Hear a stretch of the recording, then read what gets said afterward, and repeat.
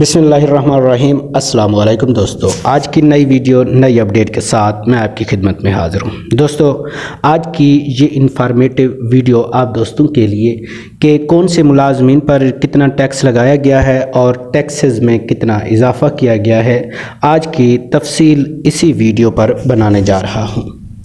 दोस्तों, आज की ये वीडियो जो है टैक्स के हवाले से बनाई जा रही है और टैक्स इंक्रीज़ कितना हुआ है ये मैं आप लोगों के साथ शेयर करूँगा।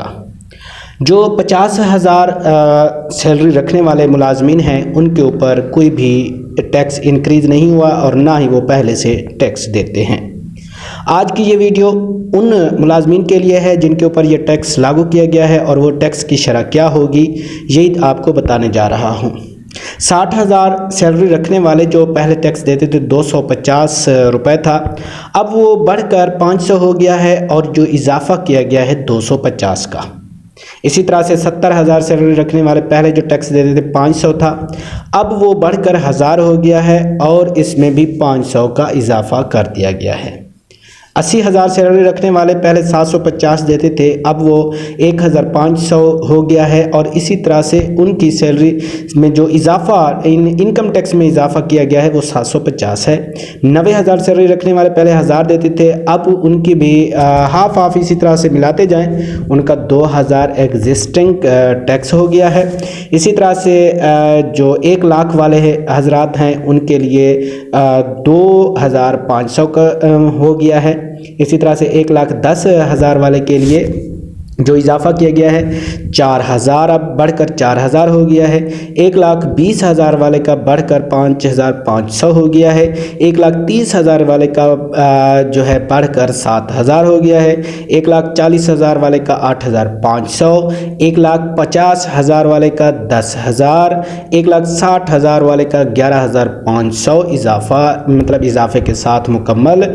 और इसी तरह से 1,70,000 वाले का 13,000, 1,80,000 वाले का 14,500, 1,90,000 वाले का 16,666, 2 लाख वाले का 19,166, 2,25,000 वाले का 25,416, 2,50,000 वाले का 31,666, 2,75,000 वाले का 38,333, 3 लाख वाले का 45,833।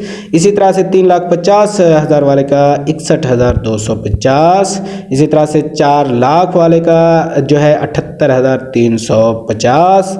इसी तरह से 5 लाख सैलरी रखने वाले का 1 लाख जो है इसमें 1,13,750। इसी तरह से 7 लाख रखने वाले सैलरी जो है 1,83,750। इसी तरह से 10 लाख जो सैलरी रखते हैं उनके लिए 2,88,750 इनकम टैक्स होगा।